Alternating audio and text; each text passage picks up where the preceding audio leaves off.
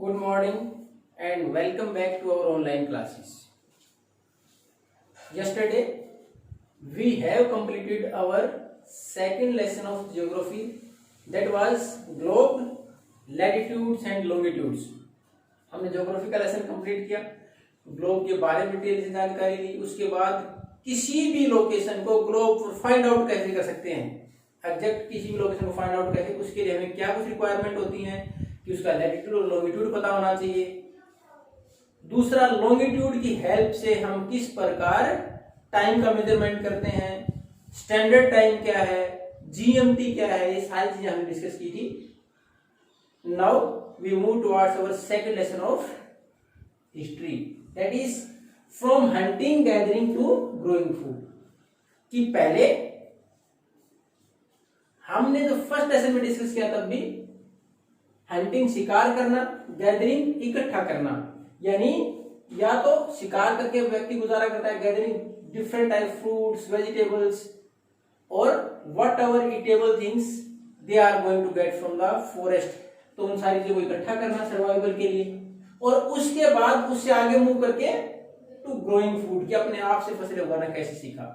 ये आपके लेसन का नाम है कि शुरुआत में व्यक्ति हंटर गैदरर यानी शिकार करके खाता था, या फिर जो भी चीजें आसपास के एनवायरनमेंट में उसको मिलती उसके ऊपर सर्वाइव करता था। उसके बाद उसने किस प्रकार फसलें उगाना सीखा। अब ये तो था लेसन। अब कंटिन्यू करेंगे कि the earliest people why were they on the move. अब शुरुआत में हंटिंग गैदरिंग कर रहे हैं, तो लगातार जो प्रारंभिक व्यक्ति था वो लगातार क्यों मूव करता रहता था, क्यों एक जगह से दूसरी जगह मूव करता था। अब इसमें हंटिंग गैदरिंग के साथ इसमें हंटर गैदरर ये वर्ड उनके लिए इस्तेमाल हुआ है, जो शिकार करता हो या फिर घूम घूम के चीजें इकट्ठी करता हो। अब हमें जो जानकारी है हिस्ट्री में इनके बारे में, और खासकर इंडियन सब कंटिनेंट की, भारतीय उपमहाद्वीप की, वो हमारे पास ज्यादातर है 2 मिलियन ईयर को। पिछले कितने साल पुरानी, how many years are in a million, 1 million में कितने होंगे 10 लाख, तो 2 में कितने होंगे 20 लाख, लगभग 20 लाख पहले तक के सालों की हमारे पास हिस्ट्री के अंदर की डिटेल्स हैं, विच आर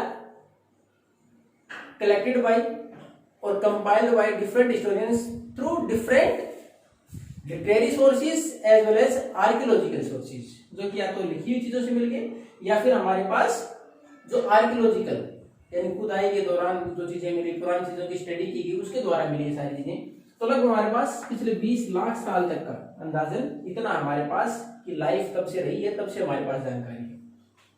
और उस व्यक्ति था क्या, हंटर गैदरर। शुरुआत की बात करें तो व्यक्ति सर्वाइव कैसे करता था, केवल शिकार करके और चीजों को इकट्ठी करके अपने सर्वाइवल के लिए। अब ये मूव लगातार क्यों करता था, हमारी हेडिंग ही है कि हमारे पास why were they on the move.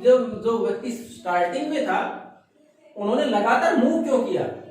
अब सबसे फर्स्ट रीजन है, सबसे पहला रीजन, अगर मान ले किसी भी पार्टिकुलर जगह के ऊपर कोई व्यक्ति लंबे समय तक रहता है, तो एक समय ऐसा आएगा जो आसपास अवेलेबल चीजें हैं वो खत्म भी हो जाएंगी, क्योंकि उनका तो मुख्य काम क्या है, वही चीजें इकट्ठी करना, शिकार करके खाना।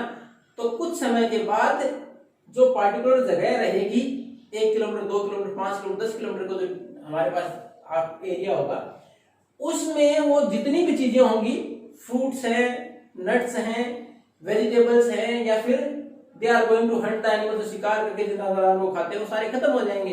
तो इसलिए उनको फिर दूसरी जगह मूव करना पड़ेगा। पहला कारण तो क्या था कि आसपास जिस भी एरिया में वो रहेंगे तो रिसोर्सेज आर स्केर्स, जितने संसाधन हैं उनके सर्वाइवल के लिए फिक्स हैं, हर रोज तो बढ़ेंगे नहीं, तो एक समय ऐसा आएगा सब कुछ खत्म कर देंगे। तो they have to move to find out other sources, तो उनको दूसरे सोर्सेज ढूंढने के लिए मूव करना पड़ेगा। सेकंड, दे आर हंटर्स, शिकार करने वाले थे, तो जिन जानवरों को शिकार करते वो भी तो मूव करते थे। डियर वगैरह हैं, हिरन हो, किसके लिए, just to find out the grass और लीव्स एट अदर प्लेसेस, दूसरी जगह पर घास फूस, जो हाथ सी व्यवस्थाएं हो, घास फूस सीजन के अनुसार डेवलप होता हो, उसके अनुसार वो एनिमल्स भी तो मूव करते हैं। तो पहला तो जितनी चीजें उनको खा के खत्म करने के बाद उनको मूव करना होता है, क्योंकि दूसरी सोर्सेज ढूंढने। दूसरा, कई बार जानवरों के पीछे भी मूव करते, क्योंकि वो जानवर दूसरी जगह मूव करते थे अपने सर्वाइवल के लिए, तो उसके पीछे शिकार करने के लिए व्यक्ति को मूव करना होता। उनको भी साथ के साथ जाना पड़ता है। तीसरा, अब हमारे पास आपके आसपास भी जितने पेड़ पौधे देखते हो आप, they develop according to season. अब सर्दियों के टाइम पर तो आम नहीं लगते पेड़ पर, क्योंकि वो उसका सीजन नहीं है। उसी प्रकार जो फ्रूट्स हैं, वेजिटेबल्स हैं, अकॉर्डिंग टू सीजन डेवलप होती हैं। अब एक पार्टिकुलर एरिया के अंदर किस प्रकार के पेड़ पौधे हैं, कौन कौन से फ्रूट्स, नट्स और वेजिटेबल्स अवेलेबल हैं, वो डिपेंड करेंगे सीजन के ऊपर। अगर वो सीजन चेंज होगा तो सीजन चेंज होगा, उसके साथ साथ वहां वेजिटेशन भी तो चेंज होगा। वहां जो पेड़ पौधे हो सकता है जिनकी संख्या ज्यादा हो, उन पर जो लग रहे थे फल, फूल, सब्जियां, वो सारी चीजें खत्म हो जाएंगी। They have to move for another source, फिर उनको दूसरी जगह जाना पड़ेगा ताकि उस सीजन के अनुसार दूसरी चीजें अवेलेबल हो जाए। तो सीजन के अनुसार चीजें डेवलप होती हैं, जिसके अनुसार उनको भी सीजन के अनुसार मूवमेंट करना होता था कि जो चीजें जहां आसानी से अवेलेबल हो जाएं। तो हमारे पास हो गए तीन। पहला तो एक जगह पर सारी चीजें इस्तेमाल करने के बाद जब खत्म हो जाए दूसरा सोर्स ढूंढना पड़ेगा खाने के लिए। दूसरा, जिन जानवरों का शिकार करते हैं जब वो जानवर ही मूव कर जाएंगे तो उनका शिकार करने के लिए उनको भी साथ ही साथ मूव करना होता है, क्योंकि शिकार करके खाते हैं। तीसरा, हमारे यहाँ फ्रूट्स, वेजिटेबल्स, जो वेजिटेशन है जिसका जो इस्तेमाल करता है, किसी पेड़ की रूट्स इस्तेमाल करते हो, तो सारी चीजें सीजन के अनुसार जो पेड़ पौधे हैं उनके ऊपर जो फल सब्जियां जो भी लगेंगी पौधों के ऊपर, तो वो सारी सीजन के अनुसार होती हैं। एक पार्टिकुलर सीजन में कोई फसल होती है, दूसरे में कोई दूसरी होगी। तो अगर उस आसपास की सीजन में डेवलप नहीं होगी तो सीजन के अनुसार दूसरी जगह मूव करेंगे। अब लास्ट है सबसे बड़ा कारण, पेड़ पौधे कहाँ डेवलप होंगे, where there is availability of water, जहां पानी की अवेलेबिलिटी होगी। और जानवर भी कहाँ रहेंगे जब पानी की अवेलेबिलिटी होगी। पानी तो सर्वाइवल के लिए सबको चाहिए, व्यक्ति को भी चाहिए, जानवरों को भी चाहिए, पेड़ पौधों को भी चाहिए। अब ज्यादा डेवलप कहाँ होंगे, जहां पानी की अवेलेबिलिटी अच्छी होगी। अब इस बुक में आपके दो वर्ड आए हैं, हो सकता है पहले भी आए हों, लेकिन अगर नहीं आए तो इनकी डेफिनेशन आप याद रखें, आगे तक काम आएंगी। एक वर्ड है पेरेनियल। चलो सीजनल तो आप मान लेंगे, सीजनल तो अकॉर्डिंग टू सीजन, मौसम के अनुसार, लेकिन एक वर्ड है perennial, and this word is used for the reverse, नदियों के लिए वर्ड इस्तेमाल हुआ है। इसका मतलब क्या है, what do you mean by perennial? The reverse which have water through out the year, पूरा साल भर जिन नदियों में पानी रहे, कौन सी पेरेनियल है। सीजनल कौन सी होती है, बारिश का मौसम था, पानी आया नदी के अंदर, जैसे ही बारिश का मौसम खत्म हुआ वो ड्राई सूख गई, पानी आगे नहीं गया, तो वहां वेजिटेशन कम होगा, क्योंकि पानी अवेलेबल नहीं है तो वेजिटेशन कम होगा। लेकिन पेरेनियल रिवर्स हैं जिनमें की हमेशा पानी रहता हो, like Ganga is a perennial river of India, Ganga perennial river है भारत की।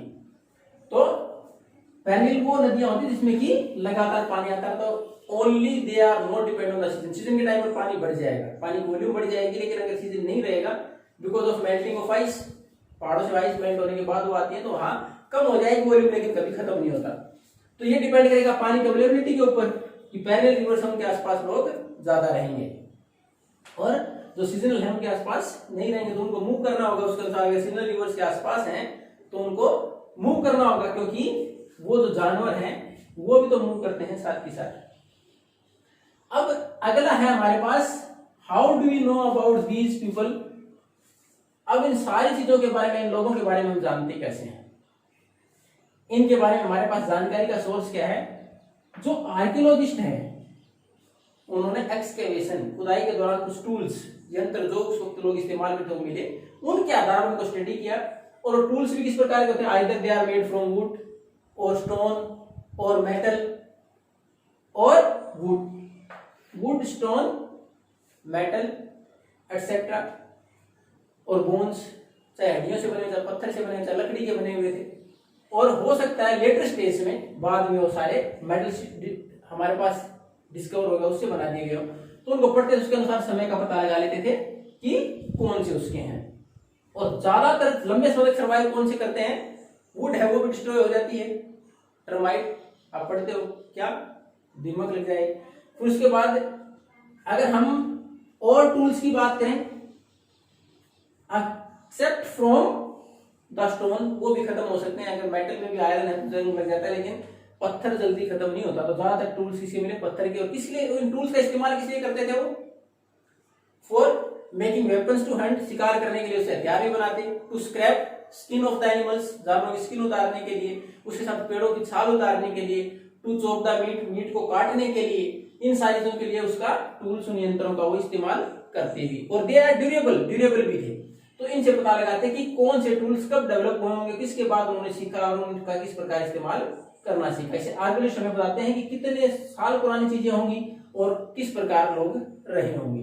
तो ये तो था हमारा आज का टॉपिक। हालांकि इस टॉपिक की शुरुआत दे रखी, एग्जाम्पल से दे रखी है कि एक व्यक्ति वो कहां से, दिल्ली से चेन्नई मूव करता है, और उस टाइम पर उसके चाचा जी उसको बताते हैं कि ये ट्रेन तो 150 साल पहले डेवलप हुई है और बसें तो कुछ समय पहले चलने शुरू हुई। पहले तो लोग किस प्रकार मूव करते थे, तो उसके दिमाग में आता है क्या पूरी जिंदगी एक व्यक्ति की एक ही जगह पर निकल जाती थी। लेकिन ऐसा नहीं है, ये एग्जाम्पल हमने देखा, एक जगह पर नहीं, वो घूमते रहते थे, वो भी मूव करते थे, पैदल घूमते थे लेकिन मूव करते थे। और अब आगे हम कंटिन्यू करेंगे पूरी डिटेल में किस प्रकार सारी चीजों की जानकारी मिलती है हमारी नेक्स्ट क्लास में। Thank you and next.